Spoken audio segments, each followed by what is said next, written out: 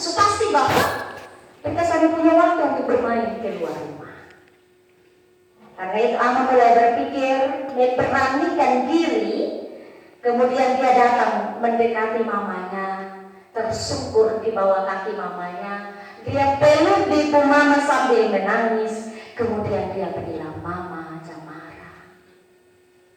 Besok ambil mama uang 10.000.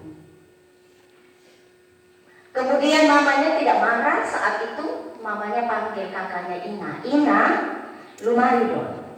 Lu dan Ama duduk di sini dong. Mama mau tanya sesuatu."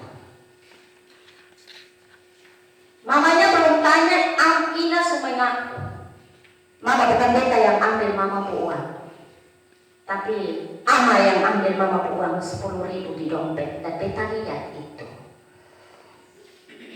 Kemudian mamanya bilang begini, "Ama dan Ina, mama tahu bukan mama tidak tahu. Mama tahu bahwa Ama su ambil mama uang 10.000 di dalam dompet. Hanya mama mau lihat sampai kapan Ama menyembunyikan perbuatan itu. Sampai kapan Ama hidup dalam kebohongan. Kemudian Ina juga, sampai kapan kau menyiksa adikmu, mengintimidasi adikmu, membiarkan adikmu hidup dalam tekanan, melakukan semua apa yang menjadi pekerjaanmu, dan kemudian membiarkan adikmu hidup dalam rasa bersalah berlarut-larut. Sampai kapan? Dan sampai kapan Ama dan Ina 02 berkompromi dengan menyembunyikan kesalahan itu? Sampai kapan? Mama tahu bukan mama tidak tahu, tapi mama ingin supaya kalian berdua berkata jujur, mengakui kesalahan dari diri sendiri tanpa dipaksa. Bapak mama saudara yang Tuhan Yesus kasih, dari cerita kecil ini kita mendapatkan sebuah pelajaran berharga bahwa manusia cenderung menyembunyikan kesalahannya, tetapi tetap saja merasa tidak tenang, diburu rasa bersalah setiap saat.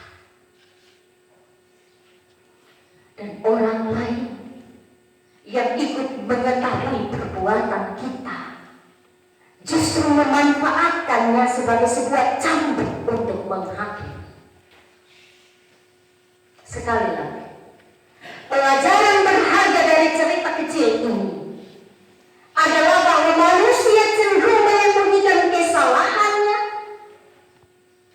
tetapi tetap saja dia tidak akan tenang. Dia buru rasa bersalah setiap saat. Sedangkan orang lain yang ikut mengetahui kesalahan yang kita lakukan itu memanfaatkannya sebagai cambuk untuk menghakimi. Dalam cerita tadi, Ina bukan tidak bersalah. Ina juga ikut bersalah karena dia berkompromi dengan dosa. Dia juga bekerja sama dengan Ama untuk menyembunyikan kesalahan itu. Tetapi tanpa sadar, dia hanya mau melihat kesalahan orang lain dan memanfaatkan kesalahan itu sebagai sebuah cambuk untuk menghakimi. Bapak mama saudara yang Tuhan Yesus kasihi, apapun usaha kita untuk menyembunyikan kesalahan kita, apapun usaha kita menyembunyikan perbuatan salah itu, tetap saja kita tidak berhasil. Sekali lagi, kita hidup dalam ketidaktenangan, kita hidup dalam ketidaknyamanan. Sampai kapan kita mau mengakui kesalahan itu? Bapak mama saudara yang Tuhan Yesus kasihi, bacaan kita hari ini menggambarkan sebuah perasaan sukacita yang dialami oleh Daud saat dia mengakui semua salah dan dosanya di hadapan Allah dan memohon pengampunan daripadanya. Ayat pertama kedua.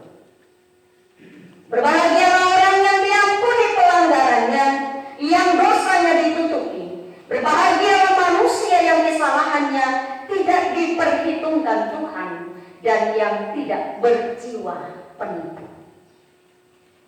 Bapak Mama sidang jemaat Tuhan yang kekasih, melalui bagian ayat ini Daud sendiri bersaksi bahwa Allah adalah Allah yang maha pengasih, penuh belas kasihan, mau menerima kita apa adanya, mau menerima kita kembali sebagai anaknya,